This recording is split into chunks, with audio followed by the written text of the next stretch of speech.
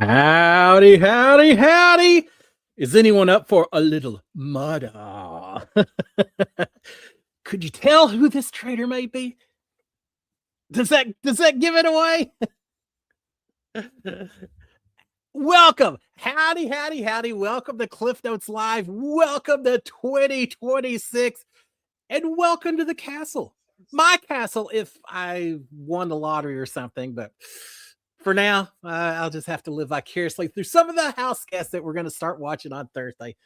Let me throw my hat back. Oh, see, I'm feeling better already.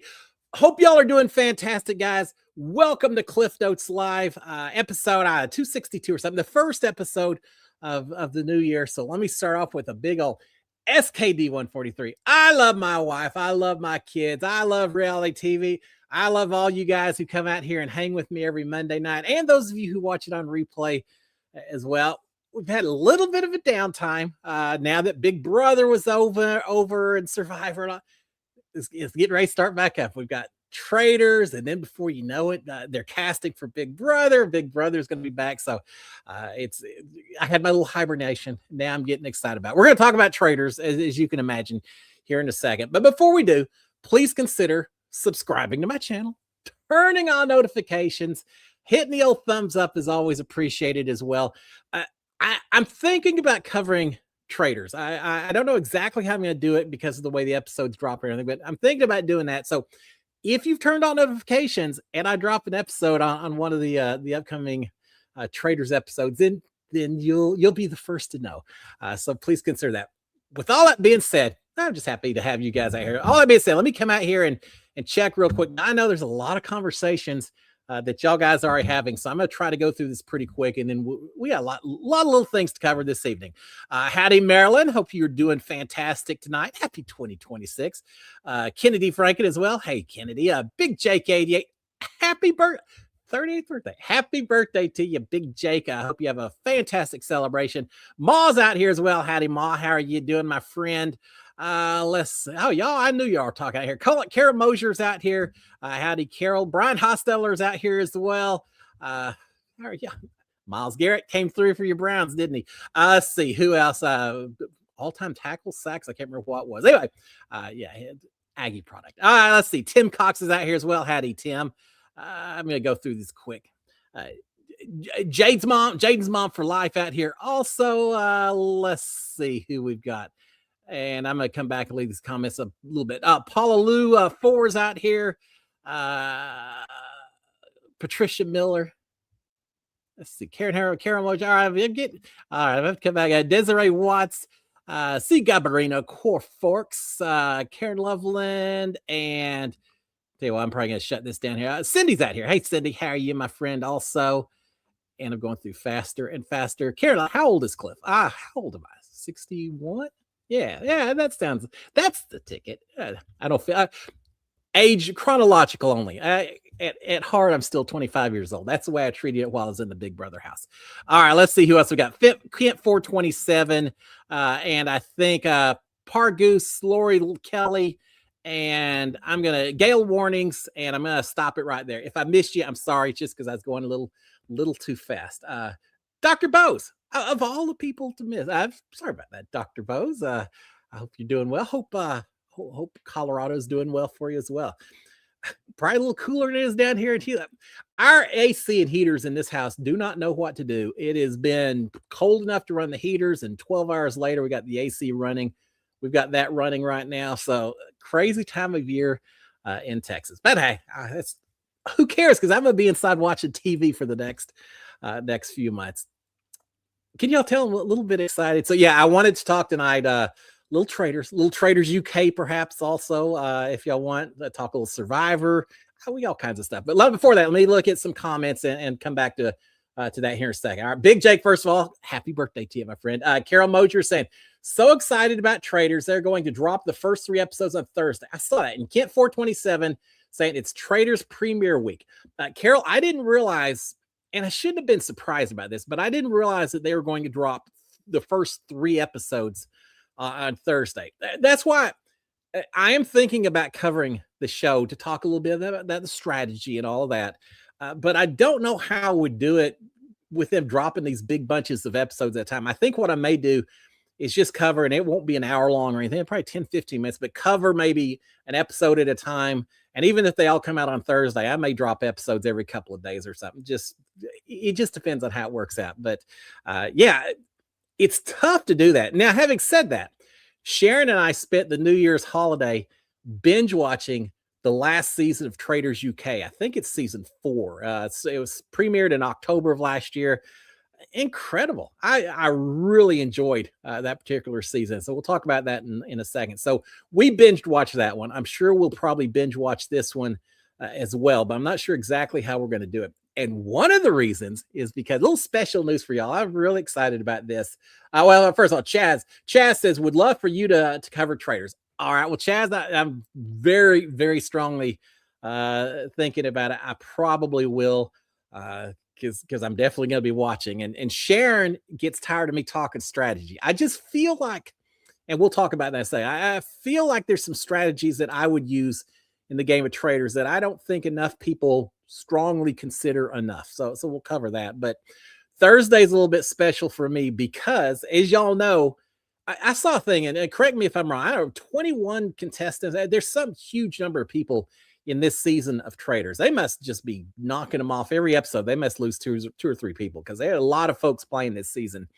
But along with all the people, a lot of Real Housewives from all different shows and all that. A lot of Bravo channel type stuff. Few athletes and all that. But we do have 2 Big Brother contestants, Ian Terry and Tiffany Mitchell. So obviously I'm team Ian, team Tiffany, both. I got to support the Big Brother folks, right? Absolutely. I'm going to be cheering for them so much. I've met both of them, so it's going to be fantastic. But with that being said, Thursday night, I am going to be watching the Traitors episode with Ian Terry. I'm going to Ian's watch party here in Houston.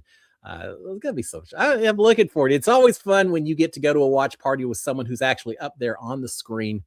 And I think Ian could do pretty well. We'll see. If there's spoilers out there, I'm not aware of them. I don't want to know about them. I hope Ian goes a long way. So I'm going to be sitting there cheering for Ian the whole time and see how he does playing the game. So yeah, it's going to be a fun Thursday night. Now I don't know that they're going to watch all 3 episodes. They may. I may be over at Ian's place till midnight or something, but I'll watch at least the first episode and then we'll see what happens after that. So yeah, it's gonna be a whole lot of fun. Now the other thing I'm doing watch parties, I'm doing that with Ian, and he's a friends and family kind of deal and all that. But there's also a public Traitors watch party that is January the 22nd, I believe, and that's going to be up in McKinney, Texas. If you need it, I need to put something out on my profile. But anyway, it's going to be up in the McKinney area, and it's going to be at the McKinney Chop Sports, I think is the name of it. But I'm going to the viewing party up there. Who else is going to be there? Keanu from the last Big Brother is going to be there. Quinn from a couple of seasons ago is going to be there. I think Kat Dunn's going to be there. Always nice to see Kat. Brooklyn Rivera from a couple of seasons ago, she'll be there. So we'll have a lot of, and I know there's someone I'm missing them. I feel really bad when I realize it. But anyway, we're gonna have some Big Brother folks there, and it's gonna be a lot of fun. I guess we all played Big Brother. We're used to stabbing people in the back or getting stabbed in the back. So Traitors just right up our alley. It's gonna be fun. All right, Chaz is saying just the first 3 episodes, then one a week after that. Okay, Chaz, thank you. I did not know that, but that actually makes sense. And I almost like that better because as much as I love to binge some of these shows, you watch the whole thing and then you're done. And it's like having a big old bag full of candy. Yeah, it'd be a lot of fun if you could just eat it all in one sitting. You know, big old gallon of ice cream. It'd be great. But then you say, God, I wish I could have stretched that out a little bit longer. So, all right, that makes it a lot easier to cover it, to talk about it on our Monday nights as well, because we'll certainly be talking about it a lot. But yeah, that's going to be fun. I tell you, I mentioned Team Tiffany. I mentioned being Team Ian, and I'll be definitely cheering them on. I'm going to be cheering on the Survivor folks as well. I'm a big fan of Rob, Sister Nino, so I'll be cheering him on. Yam Yam, I thought was incredible when he played the game of Big Brother, so he'll have my support. And then we get some of these wild cards. We get some of these athletes, Tara Lipinski and Johnny Weir. We've got someone from RuPaul's Drag Race. Was it Monet X? That's the show I need to be covering is RuPaul's. I got a lot to catch up on if I want to start covering that. But we've got him. We've got Travis Kelsey's mom. They did a good job of getting quite a variety of folks. They got some guy from Love Island. I think I saw him wearing a cowboy hat. So if I was in there, there's a part of me says, yeah, the dating show folks, maybe I wouldn't be quite as tight with. But hey, you look for anything that will sell you working with someone else. So maybe that would be enough for me. But I have a lot of fun watching all the cast reveals and trying to figure out who would I try to work with, who would I not want to work with, who would I not trust. And we don't know before the season starts who is or isn't a traitor. If you're playing the game, you don't know, obviously. When I make those decisions, it's not really based as much on who I think would be a traitor or not being a traitor. It's based much more on who do I think would watch out for me if it came down to it. And that's why I say the Bravo team, all the Real Housewives, nothing against them. I just have a feeling that they would all work together and it would make it that much easier to banish me, whether they actually thought I was a traitor or not. And so get them before they get you kind of deal. So I probably would not be tight with them. Of course, I wouldn't tell them that. I'd do everything possible to make them think otherwise, but that would probably be the case. I watched The Weakest Link and they had a whole bunch of Real Housewives on the show and they all ganged up against everyone else. I know they would do it on this show as well. So there's a lot of strategy that comes into play on this. All right, Ma is saying, are you doing 1, 3, or 1 episode? Are you doing 1, 3, or 1 episode at a time? I think I'm probably going to do, Ma, 1 episode at a time. And that way I can really pay attention to that episode, take some notes. And my thinking is really just talk strategy, talk who's fun, who seems like they're oblivious to what's going on around them, who's just the eye candy, who's absolutely digging deep trying to find stuff out. I'm going to cover all that. And if I try to do 3 episodes at once, it's going to, I think, get too easy to get lost in the weeds. I think I would do much better just doing 1 episode at a time. And again, I'm not going to, it's not going to be an hour discussion over an hour long broadcast, 15 minutes just to talk about the key strategies. And of course, talk about all the things I'd do better and differently than the people in the season. You gotta, it's easy to think how you would win when you're not actually playing the game. But yeah, I think I'll do 1 episode at a time. All right. Carol is saying, who do you think will make good traitors? Oh, as I answer that, let me mention the fact I told y'all that I watched, Sharon and I binged watched the latest season of the Traitors UK and how they did that. And I don't want to give away a lot of spoilers, but it's interesting because there was one person I started cheering for because they were pretty smart. They didn't think of it just of who would make a good traitor, who would make a bad traitor. They thought of it as who would make a good traitor in the interest of TV and of storylines and things like that. And they started thinking that there could be some big dogs, some big personalities that they wouldn't be surprised to have people, some of these big personalities on opposite side, or one on the traitors, one on the other. And there's a lot of thinking to not playing the game, but realizing it's a game being played for reality TV and the bigger picture. What does that suggest to you? And I would do the same thing. If I'm in there, I would be thinking, all right, we're going to have 3, maybe 4 traitors with this many people. And I know there's a twist out there and I've tried to avoid it a little bit, but apparently there's kind of an interesting twist as well. But I would be thinking, all right, you're going to have a somewhat equal mix of male and female as much as possible. At least you're not going to have all female, all male. I don't think. You're not going to have all Bravo shows. You're not going to have all reality shows. My guess was you would have probably like 1 Bravo person, 1 reality CBS TV kind of person, and then 1 of the folks that are left, 1 of the athletes, Kelsey's mom, something like that. That would be what I would think going in. And I'm kind of answering the question based not on who would make the best traitor, but who I would suspect of being a traitor. Who would make the best ones? And I think I'm biased when I say this, because if I went on the show, I would love to be a traitor, just because during my season Big Brother, I was considered the good guy, the honest guy, the trustworthy guy. It would be fun to show the evil side. show that side. And so I would have fun doing that. And because of that, I start thinking about who I would expect to see as a trader that would be fun and a little bit of a surprise. Uh, Sharon say could be Taylor Swift's future mother-in-law that could be a trader. Could be. Who knows? We'll see. Who would I say? And I'm trying to think of the cast. There are people that are so over. I think if I was in it, I would expect to see one really over the top personality as a trader, one person who is very quiet that you would not ever expect, and then I don't know the third person. And as I say that, I can see someone like Yam Yam. Because Yam Yam was considered a very nice guy in his season, right? So I don't know. I got to think on that one a little bit. Y'all tell me, who do y'all think? Who do you want to see as the traders this season? I think of all the housewives. And I think, yeah, they're kind of devious enough. They would surprise me enough. I want to see the people that are nice. Not that they aren't nice. I've never met them, but I'd like to see people that would surprise me, show me a side of them that we maybe didn't see in their TV show itself. Does that make sense? Karen Hummer saying, did you ever live in camps like on Landman, or were you married already? No, good question. For those of you who haven't seen it, they show these man camps, and they're just a bunch of trailers lined up one after the other, and everyone lives in these camps when they're working the oil field. First of all, when I first started working the rigs, I was not married. I was single, but I never lived in one of those camps. And the reason being, when I first started working as a roughneck on the drilling rigs was in 1987. Price of oil was horrific, super low. There was a real oil slump going on. Almost no one could get a job. That's why I worked as a college, and yet I've been working as a roughneck because that's what it took to stay in the industry and get some experience and things like that. And so I did it, and it was an incredible education. But because of that, that meant the housing situation in the Permian Basin in Midland and Odessa, where Landman takes place, they couldn't give apartments away and homes. They had way too much inventory, and so we didn't have to do that.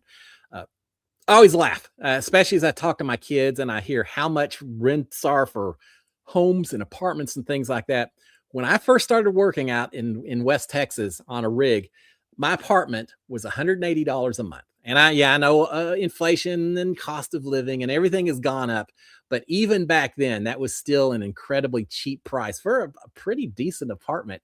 I was never there because I was always working on the rigs. But no, I had an apartment because it was so nice, or there was so much more housing than there were people during the oil slump. Now, what happens is you have an oil slump. There's way too much housing, not nearly enough people. Everyone's losing their jobs. They're moving away from the Permian Basin.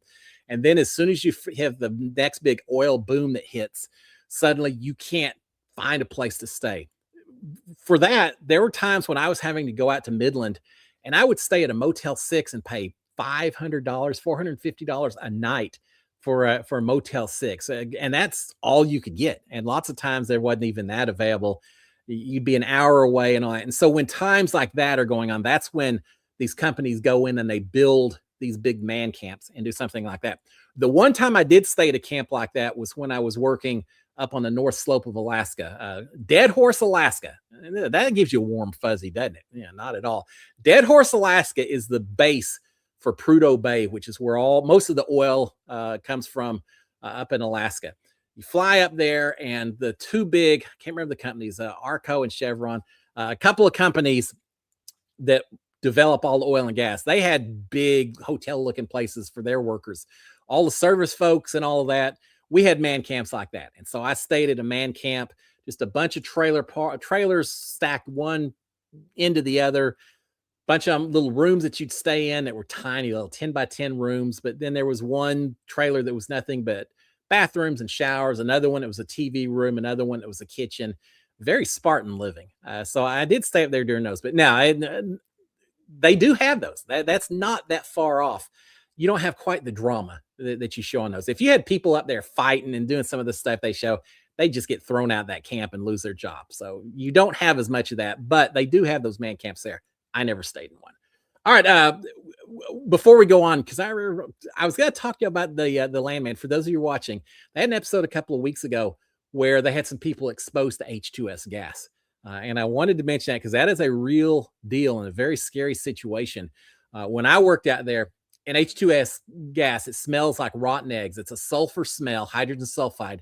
And what happens is over the years, we pump so much water underground to kind of push out the oil. Well, that water sometimes would have bacteria in it. That bacteria would start growing underground, create decay, and it turns into hydrogen sulfide, which is incredibly deadly. If you smell anything over about 10 parts per million, you start losing your sense of smell. Anything of over about 20 or so, you start losing consciousness, and it'll kill you. It'll absolutely suffocate you. And so we a lot of times had rigs where you wore sniffers that would pick up and the alarms would go off if there was an H2S presence. There's some rigs where you actually had to wear respirator masks the whole time you worked on the rig. Fortunately, I never had to do that, but I worked around a lot of rigs where you still had a little bit of H2S coming out while you're working. And it was always dangerous in the wintertime because you would work a 12-hour shift or so, and that H2S would just kind of saturate your clothes and everything. You wouldn't even notice it, but it would get all over everything.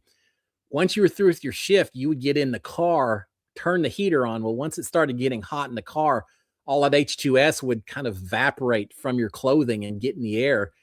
And they had a lot of people who ran off the roads and had accidents and deaths on the highways and things like that. They thought it was rig hands falling asleep. Eventually, they figured out it was the H2S that was making them pass out once they got in warm environments. So we used to have a rule that once you got through with your shift, all your clothes had to come off, go in the trunk so that that wouldn't happen. There was always, seems like lots of times, there was always someone playing a prank of taking someone's clothes and taking them away. So this guy would have to ride back to Odessa in nothing but his underwear, if he's lucky, while everyone else was making fun of him and all of that. But yeah, H2S was very, very dangerous out there. There's a lot of things that can get you in the oil field. So I just thought throw that there. All right, Carol Mosier, thank you so much. I appreciate the super sticker. I appreciate the support. You've been out here for a long time, and I love seeing your name, and I always appreciate the support. So thank you, thank you, thank you. It's fun having so many friends out here. So I absolutely do appreciate it. All right, let's see what else we've got on here. Yeah, H2S. That was, the worst part is you get home and everything smelled. It doesn't matter how long you shower, it's in your hair everywhere, and it's just that rotten egg smell. Carol saying, what do they do about it? There's not much that you can do about it. There's rules that you have. For example, if you're going to check, they call them batteries, but it's the tanks where the oil is stored. You're never allowed to go check a battery by yourself, because you look down there and suddenly the gas comes and you pass out, and that's it. So normally you have to go out with a buddy who stays further back and watches and things like that. They always would emphasize to us that if you see your buddy collapse, you do not run forward and grab him to try to bring him back, because then you will collapse and your buddy will see both of y'all down. He'll run, and next thing you know, they'll find a chain of people, all who are trying to rescue their buddies. They say you can't do that. You have to just run away as quick as you can. The good thing about H2S is it's heavier than air, so it tends to gather in low spots. So if you ever feel like you're in a bad situation, you get to high ground as much as you can. And it tends to settle in areas where there's a lot of walls or it's a creek bed or something like that. So as long as you're up high where the wind is blowing and all that, it's usually not an issue. But a lot of it's just making sure you don't put yourself in a bad situation. And again, if it's a known well, you have to carry the sniffers and stuff with you. You just have to pay attention. All right. Clinton is saying, hey, Clinton, how are you, sir? Great to see you, looking fancy. Happy New Year. Yeah, feel it a little fancy, Clinton. I should have worn my black hat. I didn't even think of that. But thank you. Happy New Year to you, Clinton. And I hope this is your year for Big Brother and some of the other things that you've been going for. All right. Brian is saying, have you read Taryn's book yet? No, I want to read it. I know it's out there. I have not done it. I got to track Taryn down, because if I'm going to read the book, I want him to sign it first. And I want him to say something. He better say something good about me in his signature as well. But no, I absolutely would love to read it. Again, I'm a huge fan of Rob, a huge fan of Taryn and everything else. Now, because I now cover Big Brother, I try to avoid listening to his recaps, at least until I've already done my recap for those episodes, because I don't ever want to take a chance that he and I have the same thought.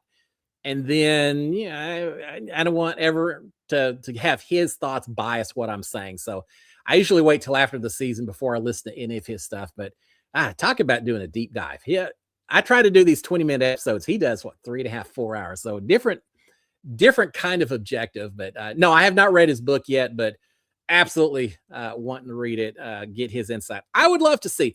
We've got Rob going back. He was on Survivor. He's going back into Traitors. I would love to see Taryn do some strategy games like this. How would he do when he's faced there in the castle, on the island, in the house? Would he be able to take all the stuff he has learned from taking these deep dives and put that into play and just dominate the game?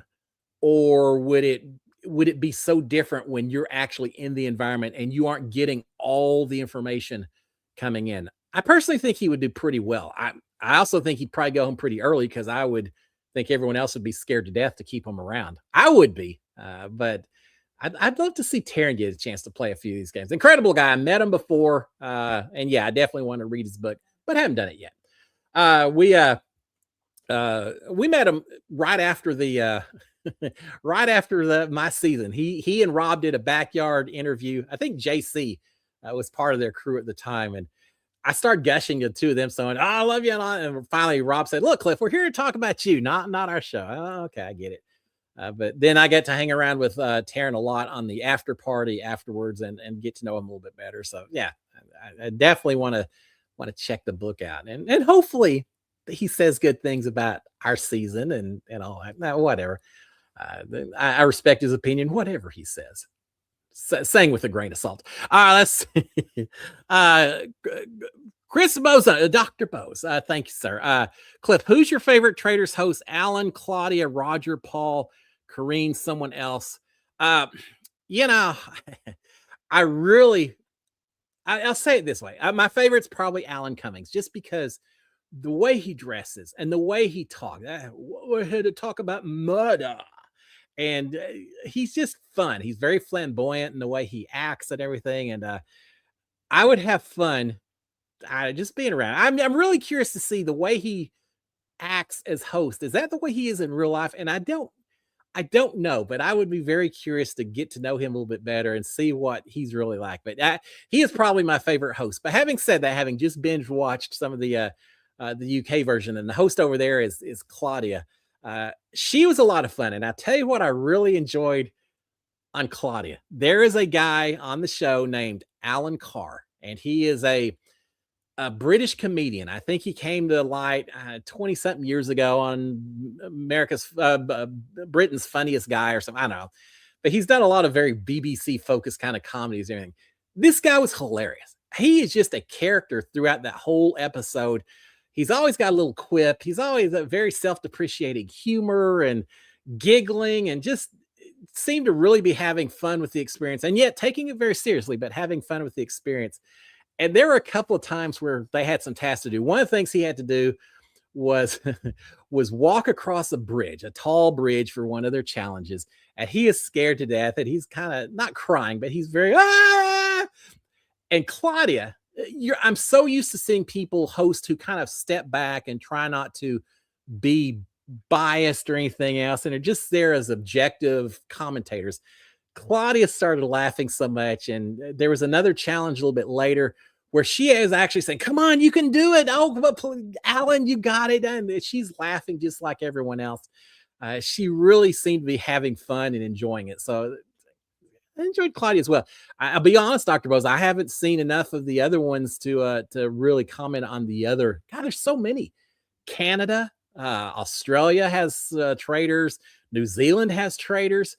I got to do a deep dive and watch a lot more of these things. I'm curious, different nationalities, are their strategies handled a little bit different? I did notice the last BBC, and first of all, thank you to Angie Hung, who longtime friend out here forever, and she's always got a lot of advice. Well, she had said, make sure you watch the BBC version of Traitors before you ever consider going on the show. So Angie, one down, I got a few more to go. But this was interesting because as much as I enjoyed the season, they maybe weren't quite as cutthroat as some seasons. There was a little bit more of them saying, "Oh, y'all got the safety shields, immunity shields last time, so we'll give it to so-and-so this time," and a lot more sharing and friendly and things like that. which kind of caught me off guard. I think the people this season, I don't see them being all sweet and nice like that. This particular cast, no one wanted to look too evil if they're all trying to act like they're faithful. So it kind of was a different environment. And I'm curious to see is that Canadians are supposed to be so friendly. Are they going to be friendly when they play Traitors as well? Are we going to be the cutthroat people with Traitors US? I'm always curious to see how different nationalities treat games like this. But yeah, I think if it came down to it, Dr. Bose Allen is definitely my favorite. And thank you for the support. Appreciate it. Slate is saying stoked for Traitors. Yeah, I'm ready, Slate. It's check out even if I cover Traitors as a separate episode, we're going to talk about it every Monday night. So if you don't want the deep dive, come out here. We're going to be talking a lot about it, I'm sure. All right, Cindy is saying I pre-ordered Jeff Probst's Survivor book. I saw he had one too. Forged in Fire, 25 years of Survivor, and will be signed by Jeff. That's kind of cool. Jeff Probst, I've never met. I've never had an opportunity to meet him at all. I'm gonna have to go to New York or LA or something, I guess, to meet him. But yeah, I'd be curious. Jeff Probst is interesting because he started off as just the host. I mean, that's all he was just the host. He didn't have a lot of supervisory roles. He wasn't producer or anything like that. That was his job. He almost didn't get it. I can't remember who was supposed to be there instead. Anyway, but he started off as just the host and then eventually took on more and more power. Mark Burnett left and Jeff Probst got more power. And now he's the main executive producer. He has a say on who gets put on every show. And he's very protective of the people he gets on his show and all that. Whereas someone like my show, Big Brother, Julie Chen is a host and she's continued to do that and does a great job. But she doesn't really, I don't think Julie Chen really has a say or wants to have a say in who is picked to go on the cast. It's very much casting and then all the CBS bigwigs. Now, having said that, she may be sitting in a green room saying, forget that guy, get him out here. She may have more thought on it than I thought, but Julie is a little bit more of the observer, whereas Jeff Probst is very active. And because he's at Tribal Council guiding conversations, I would be curious to see what he says in that book, because after 25 years, he can control what happens within the game based on the comments that he has and all that. So yeah, 2 books I need to check out at some point. All right, Brian Hosser saying, when you were in the house and in the diary room, did you have to change how you told stories to make it part of the episode? Was it hard at first? I didn't have to change stories. There were times where they would say, that's a great story, Cliff, but you just spent 15 minutes talking about it. And these are only 1-hour episodes. Could you say it again in like 2 minutes? Take out all the stuff you don't really need to say. And could you say it again? Yeah. Okay, sure. And, or sometimes there'd be something along the lines of, hey, Cliff, you were laughing so much as you told the story that it kind of, it took away from the punchline. Could you be very serious? And then at the end, then you can laugh. And some of the before the wife jokes and things like that. Yeah. So there were times, or I'd go in I tend to be a little sarcastic at times, especially when I'm tired, I'm hungry, things like that. And I'd go in and be a little sarcastic about something and say, yeah, of course they're going to keep me. Sure they are. And sometimes they say, Cliff, it's not coming across really, I think, the way you want to say it, or, can you give us a couple of different deals with it? Now, what they would do is sometimes they wouldn't never tell us what to say, but they would want us to say more than only the first thought we had in mind, so that if someone's plotting against you that you don't know about, they want to have some comments from you talking about that, even if you aren't aware of it. So there was plenty of time spent where I would go in and they'd say, so Cliff, how are you feeling about this nomination ceremony? Well, I'm feeling okay. I think I'm pretty good with Jessica and Nicole and Kat. So yeah, I feel like I'm all right. How would you feel if you found out that someone was planning to betray you or something? And I'm just throwing an example. And so they would do things like, well, if so-and-so does that, then I'm going to be a little chapped if that happens. So they would throw out a lot of assumptions or supposition. Well, what if? And they get you to expand on that. So there was a lot of that, but they didn't really ever go in and tell you to change a story. Now, sometimes there would be a situation where they would say, "Hey, Cliff, you told us a while back that you were cool with so and so. Tell us now. Tell us a story again, and tell us if anything's changed." And so there were some things like that, and sometimes I was able to read between the lines and say, I think the questions they're asking is pushing a certain direction, and so sometimes I'd play along and see if I could get some information from them. But yeah, it was everything like that. And I was thinking about that because, and I'll talk about this real quick, and then we'll move on. Has anyone been keeping up with the Survivor scandal? I guess that's the word. So from the last season of Big Brother, or was it Soph or Sage? That might be Sage. Y'all tell me. God, I can't believe I can't remember that now. She's talking about a lot of people that were talking pregame before the season started, and we do know that two people were removed from the season before it ever started because they were talking ahead of time. Jeff Probst has talked about it, said, yeah, we made it clear they couldn't talk. Well, now she has come out and said, oh, it wasn't just those two. There were 3-4 people that were all talking a lot. And there should have been more than just these couple of people that got sent home. There should have been more. And there's a lot of pre-gaming. And I guess she must have been an alternate from one of the earlier seasons, because she said, most people maybe would think it's okay, but I realized it was not okay because I'd been a previous season and people just ignored the do not talk with each other. And I think she came out today, and Sage, thank you, Carol. I wanted to say something. I think Sage, yeah. She came out today, and apparently she kept saying, look, people better come clean because I'm getting ready to throw out some names. And apparently she came out today. I saw it right before we started. She came out, and I think she mentioned Jake and Sophie as maybe two of the people that were talking a lot that didn't get called out on it. So yeah, a little scandal with that. And she was saying that normally when you first get on the island, you're supposed to, at that time, know what tribe you're going to be on, who you're going to be working with and all that. That theoretically, allegedly, I'll throw a lot of allegedly out there. It's based on what she has said.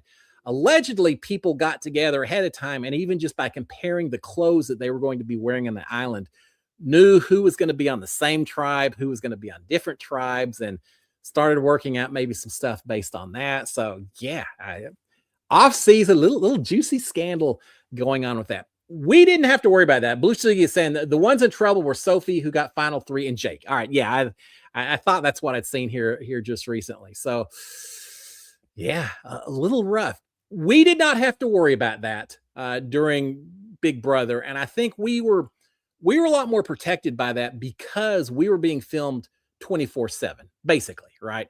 Before we went in the house, the only time I saw any of the other house guests was during the finals casting. And I did see Jackson, Mickey, Christy, Ovi, Kimmy.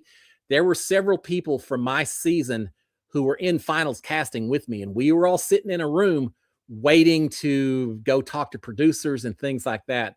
So I saw the other people, but we were warned, do not talk to each other. And we had people standing in there the whole time. And if you talk to anyone, then you got in trouble. I know during the very first start of finals casting, we had to take a bunch of tests, and they said there's water in the back. So I went and got a drink of water. I go back there, and Jackson Mickey's back there getting a drink. And I said, isn't this wild? He said, yeah. And it's like, all right, you're not even supposed to do that, but I just did it real quick and then went back. No big deal. When we were talking to the producers, as I was getting ready to go up, Ovi was coming down. I said, hey, and I said, good luck or something. He said, thanks, man. And that was it. But even that was really not, we weren't supposed to talk at all. And they paid attention to it. Even while we were waiting to go up on stage, while we're in kind of the hallway waiting to go on stage to meet Julie. So, 5 minutes before the show starts, we were told you cannot talk to each other. Well, you can't talk at all because everyone else is going to hear you. There is no talking allowed. Christy Murphy is crying because she's so just overwhelmed. And she says, oh, I can't help it. I can't help it. And I said, Christy, here's a nap Kleenex, but no talking. So they were very strict about it. So a different environment because we always had the cameras on us. The other thing we got called out for rules violations was what a lot of y'all are aware of, especially our season, it seems like. Talking about production, way too much singing, humming. How is that not possible when Tommy Bracco was on our season? He got called out a lot for it. So we got called out a lot. We did get set down at one point. They said, look, we're having to cut away too much because you're talking about production or you're singing and humming. If people continue to do it, there could be penalties to some people's stipends at the end of this thing if you aren't taking us seriously about the rules. And that got our attention. So yeah, they were serious about it. So I don't feel like we had any of the pre-gaming like we saw with supposedly, allegedly Survivor has had, but I've been following that. It's kind of interesting. All right, C. Gabarino is saying, would production warn you if the viewers are starting to really dislike you for something that was said or done? No, not really. But having said that, yes. I mean, yes, there to some degree, that is the case. I was in the diary room once, and they made a mistake out of. They mentioned, say, Cliff, what would you say to your Cliffomaniacs out there? And I hadn't heard that term. Like, Cliffomaniacs. Oh, yeah, Cliff. People are following you. Well, when I heard that, then I immediately thought, all right, well, I may not be playing a great game, but apparently someone is cheering me on. If there's a group called Cliffomaniacs. So that was a little slip maybe from them that let me know that, maybe I'm doing okay in terms of how I'm being spun and all of that. But I also know at one point, Jackson Mickey came down and said, yeah, they don't like us. And we said, why? And he said, because they just told me, or they just, I just got dressed down for some things. And he wouldn't tell us anything. He said, I can't talk production. I can't say anything about it. So we didn't know, but he did get called in at one point and called out for whatever. I can kind of guess now based on after the season, but at the time we didn't have a clue. Not really, but he said, yeah, no, they don't really like us. During the America's field trip, when he and Sis and Christy got picked to play and potentially a third nominee, Jackson said, yeah, they picked us because they don't like us. And we said, well, maybe that's not the case. No, I already talked to Diary Room. I know that's the case. So yes, apparently if you do something that's really going to cause issues, then you can get called in and I guess yelled at a little bit. Never happened to me. But at least in the most extreme situations, it can't happen. But they try to do it, I think, without impacting the game itself. It's more about, hey, you ought to be thinking a little bit more before you open that big old mouth of yours, because it may be creating issues. Hint, hint, hint. So yeah, every once in a while, but I think they really try to avoid it on Big Brother. Carol Mosier saying, has anyone watched Beast Games? Watch the first one, and I'm looking forward to the second one. And I don't give a lot of spoilers, but I'm amazed the first season of Beast Games. There are people who gave up $1 million to protect teammates. They didn't want to be the person that broke and took the money. And it's like a clock ticking up. The longer you wait, the more you get. And there are people who would not take $1 million to betray their teammates. I tell you what, $1 million can buy a whole lot of. I said that in the show. Big Brother, Jeff Schroeder said, would you rather be loved or win? I said, well, $500,000 can buy a whole lot of don't give a dams, and $1 million, there's no one. I hope a family member isn't in there playing Beast Games with me, because they're probably going home for $1 million. Now I'll be sharing it with them, so I'm not going to feel too bad, but. Yeah, I love Beast Games. Some people aren't a huge fan of that guy because he gets everyone to do stuff for money, and some people don't like that. I think it's interesting to see what people are willing to do, human sociology, and you get to see some of that with some of these games he does. Not just Beast Games, but a lot of his different episodes. So I'm kind of intrigued by some of the stuff he does. And would I go on Beast Games? Oh, yeah. Would I take $1 million if I had a chance? I would take everyone out of the game. I don't care. I'll shut down the whole production right now for $1 million, and I won't think twice about it. I'd do that for a whole lot less than $1 million. Not a whole lot less. Yeah, probably a whole lot less. All right. But yeah, there is a Beast Games 2 coming up, and I'm excited to watch that. All right. Blue Sugi saying, Sue from Survivor is going to be on Beast Games. All right. I like Sue. You're talking about season 1, Sue. That'd be good. And he's going to be on Survivor. I did see that he's going to be not as a contestant, but somehow I guess he's going to show up with a briefcase with a bunch of money and see if someone wants to walk away for some set fee. Money does some wild things to people. You know, when I played Big Brother, I will say I would have played this game. I would have played the same game, whether it was for $1 million, $500,000, $100,000, $50,000. I mean, I did not go in playing because of the money. I went in playing to see if I could match which wits with other people and come out the victor, and I almost did. But the money, the monetary number, wasn't a big deal. And that doesn't mean I didn't want it, and that I couldn't have done a lot of things with the money and all of that. But that was not my prime objective. That was just extra icing on top type deal to do that. But I don't remember how we got onto that, but anyway, but Beast Games gets people thinking a lot about that money is sitting out there. All right, real quick, Gail Warnings is saying I love Beast Games. And I don't remember where it premieres. I'll have to check that, or y'all help me out, because we binged watched it after the whole season, but it'll be out there. I think YouTube maybe. It seems like that's where it was. But yeah, we love that. Now, I want to talk about this real quick because we've got like 10 minutes, and I know we're in short, but Sharon and I, well, not so much Sharon. I watched a show last night that was incredible. I think it's on Hulu. It's called The Contestant. And let me premise it by this. Do you think if you were put into a little tiny room and the only thing you had to survive on was what you could win from online contest, could you do it? And for how long? That was a premise of this show. Again, it's called The Contestant. It's a documentary about a guy back in 1999, I think. So before Big Brother, before Survivor, before reality TV really was a thing. I guess we had the real world, but that was really about it. A guy who ended up getting put into, it's in Japan. He randomly got picked for a show, and I can't tell you the Japanese name of it. I just don't remember, but this show would tend to put people on the road and say hitchhike to Mongolia or somewhere, and they would follow them and laugh at them, not understanding the language and getting splashed, whatever. He thought he was signing up for one of those kind of shows.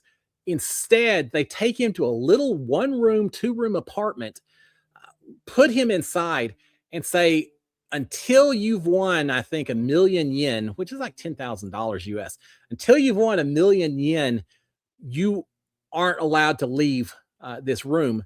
And you also aren't allowed to have anything except what you can win on online contest.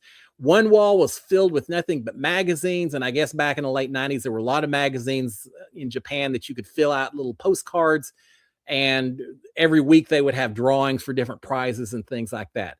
They said, that's it. They said, okay, well, okay. And they said, well, we need your clothes. What? Yeah, you've got nothing. They took his clothes, start buck naked. No clothes, no underwear, nothing. He had a little sitting pad that he would kind of cover himself with, but that's it. And they said, that's all you're allowed until you start winning things. And it's all up to you how many of these postcards you want to fill out. It was not allowed to talk to anyone, was not allowed to leave this apartment. Now, they did say in the documentary the door was never locked. He could have walked away at any time, but within the game, he wasn't allowed to leave. At first, he was eating a few crackers they would give him just to keep him alive so he didn't die of starvation. Eventually, he got some rice, and that helped. Then realized he didn't have a pan to cook it in. At one point, he's eating dog food. I mean, it's just really Spartan conditions. Eventually, he started winning a few things here and there. I think he got a TV at one point. He got some stuffed animals. I don't know that he ever really got much in the way of clothes, but he was in this room for like 15 months, I think. No, I take that, 333 days, like 11 months it took for him to get this $1 million yen. He thought he was done. They came in and said, no, we're going to do it again. This time they snuck him into South Korea, and said, you're going to have to do it again. Once you get enough money to get a plane ticket back to Japan, then you're through. He didn't even speak Korean. All the magazines were in Korean, so he had to teach himself Korean before he could even start entering these contests. So anyway, that's the crux of this thing. He eventually made it through. He got done. It was very traumatic. And he talks about, they really broke him as part of this thing. And so it's all about him trying to recover and regain trust in man. And as far as I know, he didn't get paid anything for being on this show, but Anyway, check it out. It was just incredible because all these crazy things that we do on these shows. Now I could have won $500,000, but there's other shows like Naked and Afraid where they don't get anything, and yet there's still people willing to do it, and it just shows there's just certain narcissistic behaviors, I suppose, in a certain segment that we're willing to get out there and just expose ourselves like that. Well, he exposed himself literally. So anyway, very incredible show. A little sad, but it's on Hulu. So check it out. It's called The Contestant. It's incredible. All right, another show that's coming out, and I forgot to check when it premieres, but Extraction. That's got Sis and a couple of her friends, or maybe her sister. I'm not real sure, but Sis is going to be on that. She's not going to be out in the wild. She's going to be back in the control room deciding when her friend or relative gets pulled out of the game based on how miserable they are and all that. But I'll be cheering for Sis and her family as well. So that's going to be fun. A lot of reality TV suddenly hitting. So there you go. Let's see. What else do we have on here? Maryland, what was it called? Japan. The documentary is called The Contestant. The original show, the Japanese game show, was Dimpon Shohu or something. I don't know. I'm sure I butchered it and said something horrific instead. All right, I'll give you a little bit of trivia just to get you interested in it before you check it out. The guy who was on the show, one of the reasons he did it was he's bullied a lot as a kid. They made fun of him because his face was just different. It was a little bit longer face, a little bit bigger at the bottom, shorter on the top. And he got called Nasubu, I think, which is the Japanese word for eggplant. And it's just their way of making fun of him because his face did look a little different than a lot of people. So he was bullied. That's one of the reasons that he wanted to make people laugh and all that. He didn't know this was all showing live. It was like Big Brother. It was on TV all the time, and he didn't know it. They had told him that we're probably not ever going to use this. This is more just for testing and things like that because, you don't even have any clothes on, so we can't show. They showed all of it. He didn't realize when he got out that he'd become this national hero. But anyway, his nickname was Eggplant because of that. When he was first on the show, they had to have a little black spot to cover up, the private parts because he had no clothes on. Well, eventually someone came up with the idea of, hey, they call him Eggplant. Let's just put an eggplant to cover up his privates at any point in time. So for the whole season, that's what they used to cover up, to blur what they needed to blur, was covering it up with an eggplant. And now, according to his documentary, that was the origination of people using the emoji of the eggplant to represent certain parts of the male anatomy. Came from that show. Isn't that something? You learn something new every day. I had no clue when I started watching that. I learned the background of that particular little description. So there we go. Something to think about. All right, 7:57. What is there anything we forgot about? I was going to tell some stories about Venezuela, with Venezuela being in the news and all that. We'll save that for next time or at some point in the future. I love Venezuela. I love the people down there. I've got a lot of stories, good and bad, from down there. So I'll start bringing some of those up every once in a while, but it ain't going to happen tonight. Too much other stuff going on. Let's see. Sandra's on Extraction with her daughter. Okay. I'll be cheering for Sandra too. That's going to be fun. And I've met her daughter, I think, from Survivor. Yeah, Sandra Diaz. Her daughter, I think, was with her on Survivor Australia. And I met both of them at one of the charity events. So yeah, I'll be curious to see how they do as well. I am a huge fan of Sandra. She was so down home, so down to earth, such a one of the friendliest reality TV people I've ever met. And if there was ever anyone who could be a diva, it could have been her, based on she's the queen of Survivor, and yet the friendliest person in the world. So yeah, I'll definitely be cheering for Sandra and Sis on Extracted. But right now it's Traitors, and again, it's all about Team Ian and Team Tiffany, and it's going to be so fun. I don't know when I'm at this viewing party that Ian's really going to be able to give any details, and I'm not going to push him on it or anything else. I don't want to get him in trouble. So I don't know that I'll have any huge insights, but I will tell y'all how he responded to some of it, and we'll see. Man, I'm jealous. If nothing else, he got to go hang out in a castle in Scotland. And pretty cool castle at that. Yeah, I'm a little jealous of that. Send me to some of these international reality shows. I do all kinds of things to me. I don't care. All right, guys. With that, I think I'm gonna go ahead and shut it down. Y'all have a fantastic week. let's all have a fantastic 2026. Well, we've only got 52 weeks more to go. It'll be gone before you know it. But before you know it, we're going to be in a Big Brother and Survivor 50. It's just going to be a good year for reality TV, I'm hoping. Guys, have a great one. Again, if you haven't already done so, please consider subscribing to my channel, turning on the old notifications. You can hit the thumbs up. That's always appreciated. But certainly turn on the notifications, because if I do start covering Traitors, I got no idea when these episodes are going to drop. But I'm going to try to get caught up and get them going as soon as we get to watch it on TV. It's going to be a lot of fun. I'm looking forward to this cast. It's going to be incredible. So thank you so much, guys. Y'all have a great week. I will be back next Monday for Cliff Notes Live, and there may be an episode or two dropping for some other stuff between then and now, and now and then, I guess. I'm going to try to get some pictures of me and Ian. Maybe I think I'll wear the cape over there and see if anyone recognizes me. I think they may. Guys, have a great one. SKD 143. Cheers, my friends. Happy 2026 to each and every one of y'all.